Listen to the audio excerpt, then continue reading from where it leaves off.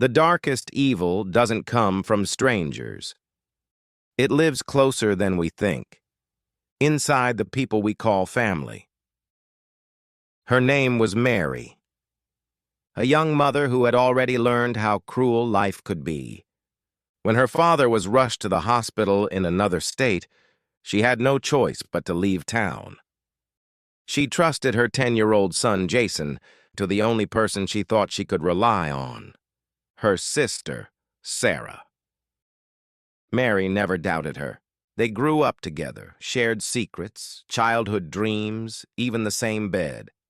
If there was one person she could count on, it was Sarah, or so she believed. At first, everything seemed fine. Every evening, Mary called to check in. Sarah answered cheerfully, "Oh, we're great! Jason's playing, laughing, eating ice cream." But with each passing day, something in Sarah's voice began to change. Less warmth, shorter answers, colder tone. "Yeah, he's fine. He's asleep.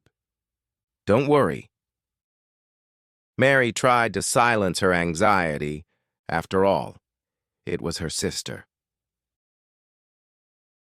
Sarah had always envied Mary. Mary was prettier, more successful, more loved. Her husband adored her. Her home was warm and full of laughter. And her son, bright, kind, full of life. Sarah's world felt empty. When Mary asked her to take care of Jason, something twisted deep inside her. A strange, poisonous satisfaction. The feeling of power. She finally had something Mary loved more than anything. On the third day, Mary couldn't reach them. Sarah's phone went straight to voicemail. At first, she thought, bad signal. But as hours passed, dread settled in. Her mother's instinct screamed. Mary got into her car and drove nearly 400 miles, without stopping. Her only thought, please, let him be okay. When she arrived, the door was locked from the inside. No one answered her knocking. She shouted, cried, begged. Neighbors called the police. When officers broke in, the smell hit her first. Thick, sweet, unbearable. Jason lay unconscious on the floor, dehydrated, weak, barely breathing. On the table, a half-empty pack of oatmeal cookies, the only food he'd had for days. Sarah was gone.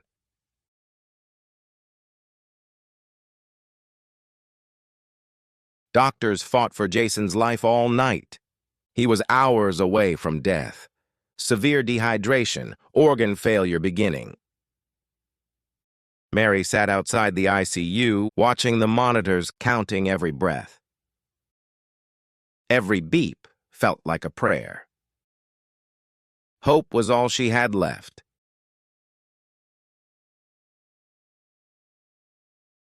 Police found Sarah 2 days later.